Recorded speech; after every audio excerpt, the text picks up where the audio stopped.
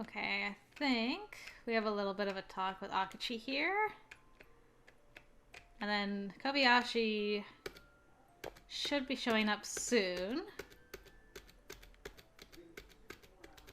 Soon.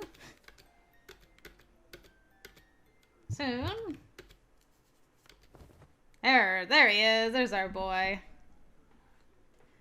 There you are! Something was amiss, for he was very short of breath. Kobayashi? Kobayashi, is Rick... He could not finish. Remember what you said to him? That if he wanted to be your student, you required a proof of his resolve? Kobayashi gripped Akachi's arm and dug his nails in so that it must have hurt. That's what you said! You're responsible for what he does to show you he's serious. Now go and watch as he does just that! What are you talking about? Rick said he would do whatever it took for you to accept him, and now he's gone and made a mad dash after them! Who? Kobayashi explained how he and Rick had happened to catch sight of the students responsible for Akachi's unjust arrest as they were plotting what further trouble they might cause him. And how, ignoring Kobayashi's warnings and attempts to stop him, Rick pursued. You may wonder why I'm here instead of chasing after him. In short, because I want you to see his resolve for yourself. You won't take him at his word unless you do. Hurry up and watch carefully. He is doing just what you wanted. Kobayashi's usual chipper expression was wholly absent. In its place was one of ironclad seriousness. Very well. I don't believe I have any choice in the matter. Akachi and I followed quickly after Kobayashi. Slipping down a small back alley, we could make out several voices. Okay, so he's getting beat up. Alright. I don't remember too much about this part. So I don't want to skip too much and miss out on stuff. Alright. Akachi would never turn his back on someone determined to try their absolute best. Oh! Ta-da! And so it played out before our very eyes. Okay. I know that after this fight, Kobayashi and Emily have a really nice talk, so I don't want to miss that. And in between then and this, I can't remember if there's anything else that happened, so we will go through as carefully yet quickly as we can. Alright, so I'm holding the katana. Okay, I think I can skip a little bit. There we go. Got him. Okay, so he's helping them. Alright. They want to be your pupils. Aw. Rick's getting head pats. There's our boy. Emily, it made me happy when I first discovered that Rick admired Akachi. He's so strict that he still hasn't mastered socializing with others. He can even act harshly if he thinks it's for the other person's benefit. You saw how he was with Rick. But I didn't want him to lose that light of admiration he held in his heart. So that's why you went chasing after him. What are the two of you smiling about? Listen, Akachi. I know I said hurtful things to you before, but I wasn't serious. It was in the heat of the moment, you see. Knowing you, I began to worry that you may have taken what I said seriously and be upset. I would do no such thing. It was at that juncture that I realized I was still clutching Akachi's katana. Okay, that might be the end of that? Let's see. Alright. Several days after, Akachi and Kobayashi paid another visit to their client, this time to return what was once lost. The client had been overjoyed with their work. He expressed that if ever he required such services again, he would telephone them without delay.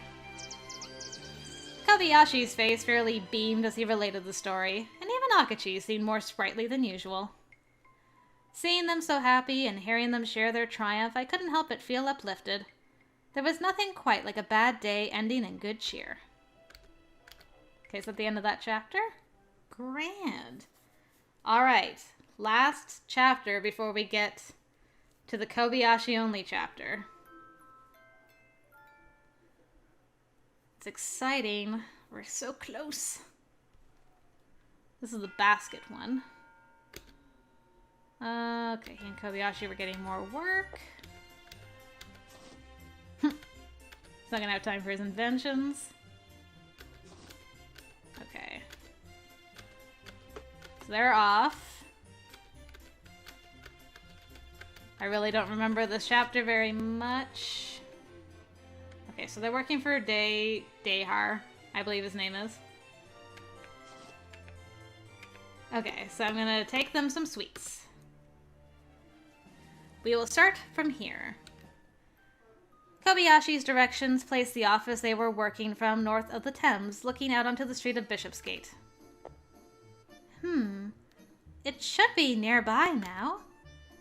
Reassuring Pendleton that a detective must find her way by wit and intuition, and leaping from the carriage without listening to a word he said seemed perfectly sensible at the time. I must confess now that I may have benefited from listening. He said something about all the buildings in this area looking the same. Kobayashi had said the building in which their office was located was built of gray stone with flowers planted in front. And now that I was near, that same description I learned was apt for each building I passed. Lovely. Just lovely. If only I kept the exact address with me. Huh. I puffed my lips as I looked down at the basket in my hands. Well then, I shall have to go into one of the nearby shops and ask someone. I granted myself the vigor to resume my search. Unfortunately, I neglected to pay heed to the ground before me. Nah! My foot caught on a crack in the ground. I lurched forwards. In that instant, I decided to protect the basket, protect the sweets, and have a lovely CG coming up. My body instinctively twisted to protect the basket in my hands from harm. Before I knew it, however, both I and my basket were plucked mid-fall by the arms of another. Yeah! I love this CG. Emily! Are you alright? Kobayashi! I ended up returning here before Akachi, and what do I find? You! Well, you falling. Stopping my fall as he had, our faces were now far nearer than they had ever before been, rather. You're not hurt, are you? As he braced my shoulders, he looked at my face with concern. Thank God he saved me from taking a nasty spill. Not at all. Thank you for saving me. He was close. So very, very close.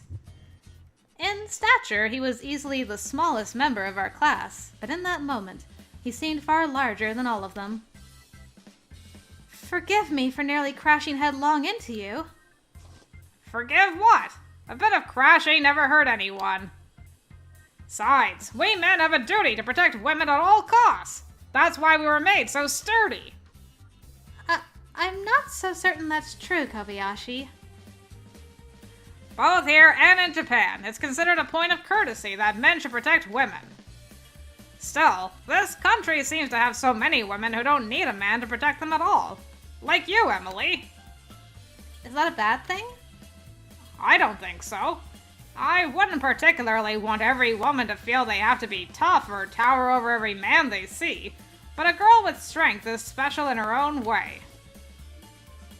After seeing to it that I was soundly back on my feet, Kobayashi gently took his hands from my shoulders. You're strong, and you're kind as well. Seeing girls like you made me think, right from the beginning, that Engelsch can't be a bad place. Kobayashi... I know that's a whole lot of bluster, but I swear I mean every word of it. This face, so cute. I know you by now, Kobayashi. The smile on his face was sweet as it was humble, but seeing it brought a similar smile to me. That's strange. Ever since running into you, there's been this delicious scent lingering in the air. Kobayashi's gaze was firmly fixed upon the basket in my hands, his eyes twinkling with the expectation of what might be inside. What have you got there? Could it be what I think it is? More of Pendleton's cooking? He can tell by scent alone. He really does have a sweet tooth, doesn't he? Trying to remember this guy's voice. Well, thank you very much. I wasn't expecting you to have brought enough for myself as well. While I cannot claim to have a refined taste for sweets, this tart is truly exceptional. I can fairly say that I'll not want to eat them from anywhere else now. Thank you, Dehar. Once I had arrived at the office, Dehar and Kobayashi insisted that I join them for tea, and I happily obliged. These two have done impeccable work for me, so I must insist they rest every now and then. I don't believe I've earned a rest quite yet. Akachi seemed somewhat disquieted. There seems to be some rather disturbing rumors floating around the city of late. Kidnappings, they say. Is this the one about the kidnapper pretending to be a magician? A magician? The very same. This is nothing more than hearsay, but from what I've heard... Akachi began to relate to me the rumors circulating in London. Okay, I think we can skip this, because I'm pretty sure we're not going to solve this case. So, we'll skip that. I still think the story itself is rubbish. The way his appearance is described changes from time to time, you see. In some versions, he was described as appearing with a flashy orange and black tiger mask.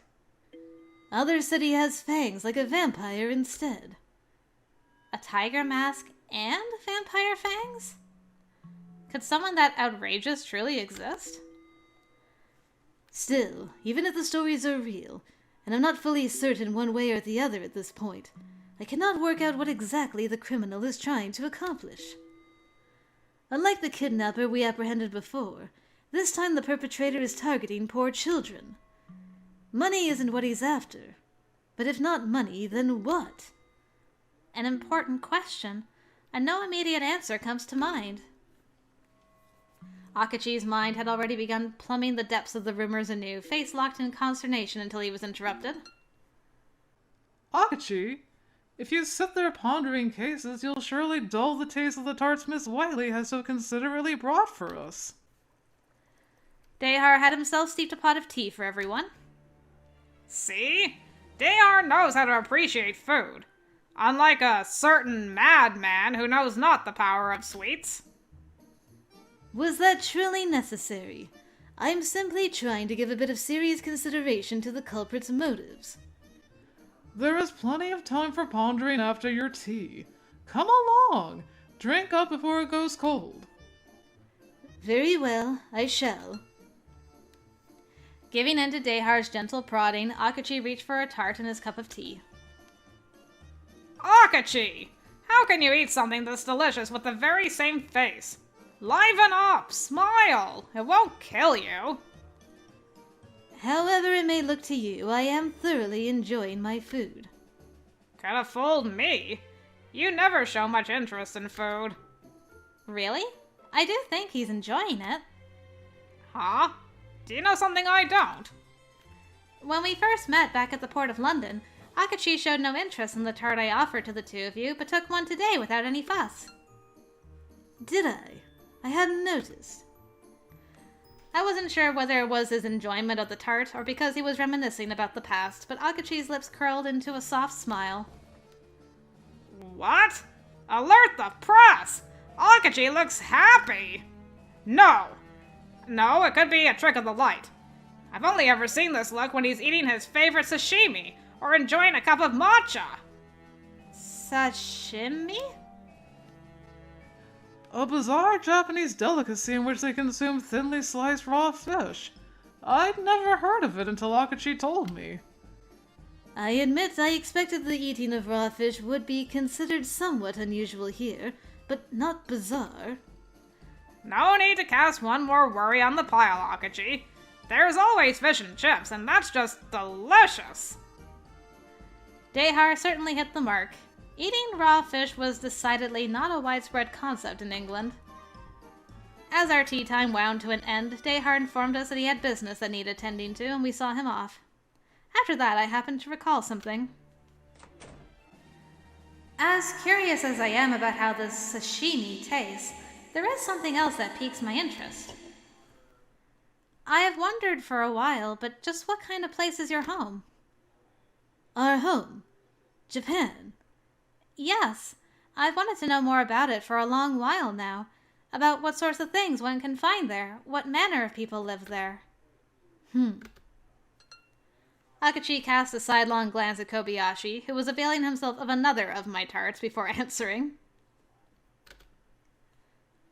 To start, I cannot neglect to mention that Japanese women take a great deal of care in how they present themselves. Behavior is ever under the utmost scrutiny. I realized I'd begun to lean forwards in my chair and slowly work to straighten my own posture. Perhaps he wouldn't notice if I went about it slowly? Yum! You see, when it comes to Japanese girls, everyone loves the Yamato Nadeshiko, the traditional beauty with long black hair. That's your type, Akachi, isn't it? Black hair traditional beauties? I had to glance at my own hair for a moment. Blonde, decidedly anything but traditional or beautiful. I fail to see what relevance my tastes have to this. Besides, Kobayashi, it's a poor show of manners to talk whilst eating. Still, just as we might liken a beautiful woman to flowers in full blossom on the plains, we turn often to nature in Japan, revering and worshipping it. In spring, we watch the cherry blossoms bloom and fall. In the summer, we turn to the blue skies above. Autumn nights are filled with the cricket's trill, and winter blankets us with the snow's chill. So do we eagerly anticipate the return of spring. The Japanese find beauty in each of the 4 seasons and give thanks for each of their blessings. And it is not simply towards nature that we feel gratitude. We feel obliged to our fellow man as well. Modesty and humility are considered virtues both in women and men. We strive to understand the feelings of others without them having to be given voice. Such a feat is impossible without first showing consideration and concern for others. Being shown such consideration leads people to develop a sense of duty and compassion toward others, particularly those in need. So you revere grand concepts, intangible things like nature and the seasons. I can tell you've internalized those virtues. As long as I've known you, you've been both dutiful and compassionate. I found myself recalling the graceful poise of Akachi's movements when he drew his katana. I have a long way to go before I am worthy of such praise. Akachi spoke softly, with a face that in its tenderness reminded me of the moment when he placed his hand upon Rick's head. Japan is a wonderful country, no less so than English. To have been born and raised there is ever a source of pride to me. And me! Having finished his tart, Kobayashi was at last free to open his mouth once more. Japan's full of amazing food, too. I'd love to treat you to an onigiri with fresh white rice, or a manaka. I'm sure you'd find them delicious. I'd love to see Japan's 4 seasons one day. I'd love to try an onigiri and a manaka as well. It may just have been a trick of the mind, but in that moment I sensed a fleeting loneliness in Akachi. Getting there is ludicrously difficult. The journey is hell if you're not good with boats. Once you're out on the ocean, there's nowhere to run. I'd be alright, I'm sure. I don't get traveling sickness. I'm happy you've developed an interest in Japan. However, I'm afraid I cannot recommend you actually visit. Why not? I was taken aback at his interjection. He seems different now than he did just minutes ago. Akachi? If an immodest woman like you were to set foot there, I'm not sure anything good would come of it, for you or the citizens. The people would take you to be a representation of all Engelsch's women, a problematic proposition at best. And I doubt you would be able to sit in the Seiza style, with your legs folded under yourself, backside resting on your heels. Oh, I most assuredly can. How dare he? That wasn't his assumption to make. You can? Have you tried before?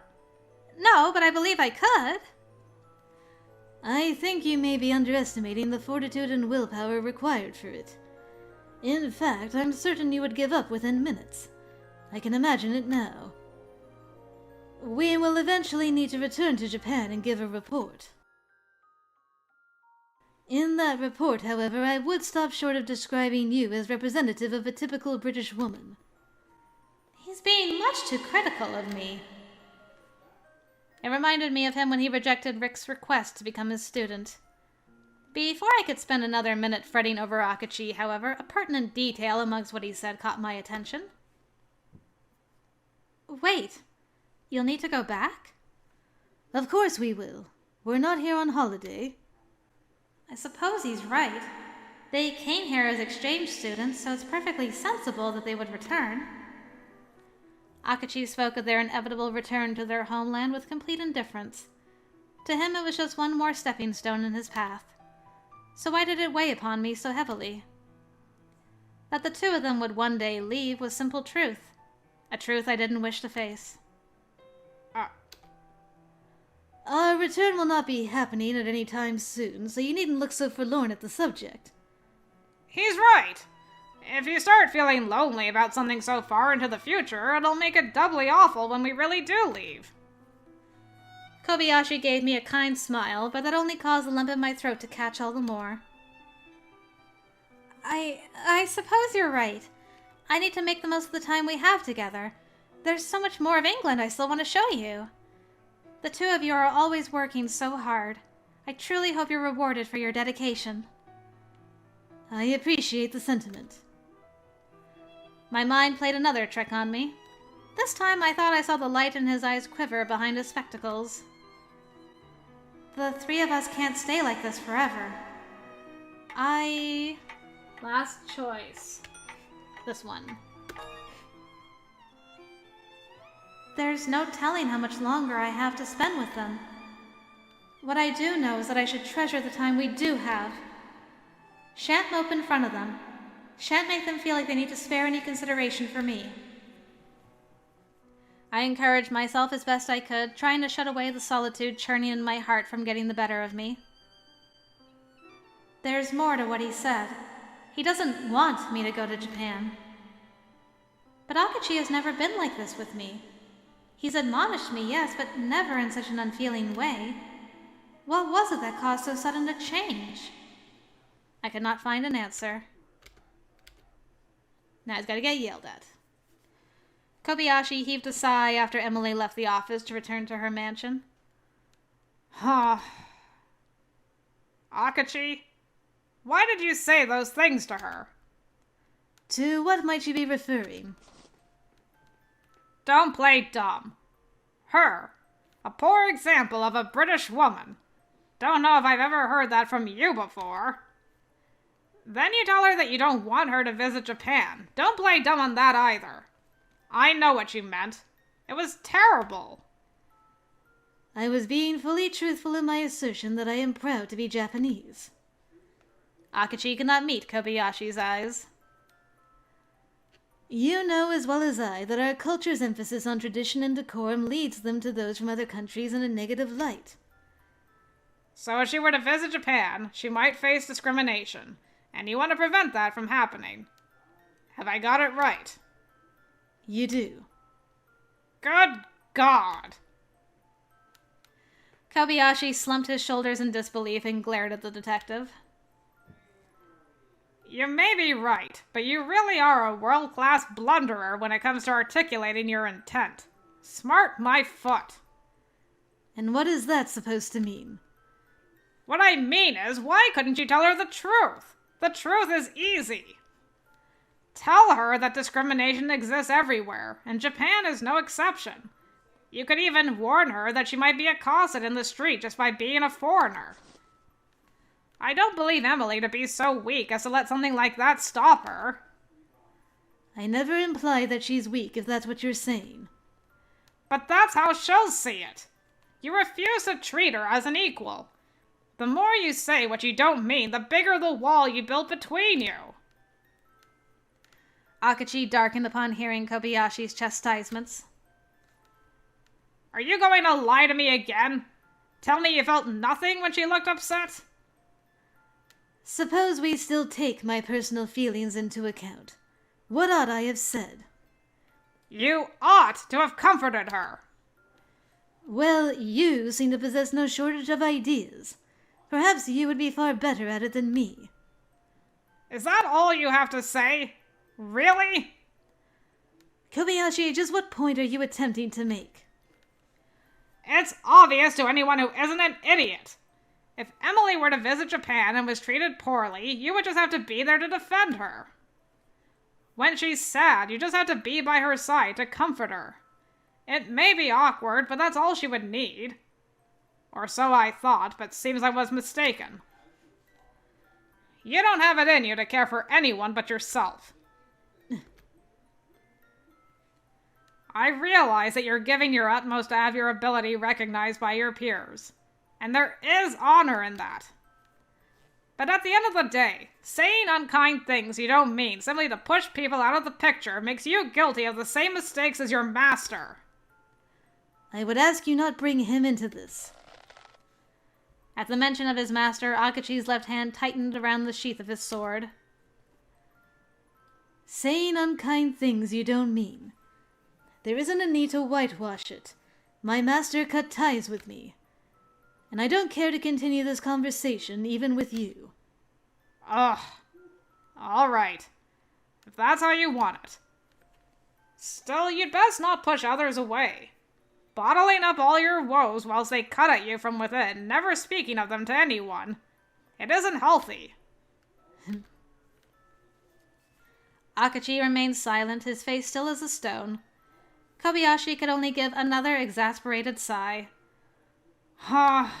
That's just like you. As soon as you know you're in the wrong, you stop the conversation. Arguing won't help. I'll drop the subject for now. How generous of you. I do think on things a lot, you know. Far more than you give me credit. On that note, there was something I wanted to discuss with you, actually. About Dehar. So you noticed, then? The mention of their employer caused Akachi's head to snap up. I did, though likely not before you did. Dehar has given us no shortage of work. We've investigated cases of infidelity, suspect company finance, missing pets, and performed numerous background checks on a variety of individuals. But each time we conducted any such background check, the individuals under investigation seemed to summarily disappear. And just before disappearing, they are invariably sighted at St. Spira Church. Dehar is charitable with his monthly donations to the church also. Unnaturally charitable when you consider his personal means. Right. A rather surprising trail to stumble upon when investigating one's own place of employment as an offshoot of one of those company finance cases. Then every Tuesday and Friday evening, without exception, he always goes out. We don't know where, but there's only one way to find out. Knowing that, what should we do? You must have a reason for keeping this to yourself once you noticed. The both of us owe Dehar a great debt. Casting aspersions upon someone to whom we owe so much would be a bitter repayment for his kindness. Doubting someone who's done a great deal for us must be difficult for someone as dutiful as you. And I agree. He seems in every respect a good man. Still, I wouldn't rule out any possibility. Queer as it may sound coming from me to you, don't let your feelings get the better of you. I understand that. I'm giving the matter serious thought. Of that I can assure you. Are you? You've got a horrible habit of running off and trying to sort out the worst of it on your own. It worries me. It really does. I'm sorry for your distress. If you're sorry, then what stops you from at least attempting to change it? And whilst you're at it, stop being so hostile with Emily. The men of this country are kind to girls, so step up. Akachi fell silent, his face bent into discomfort.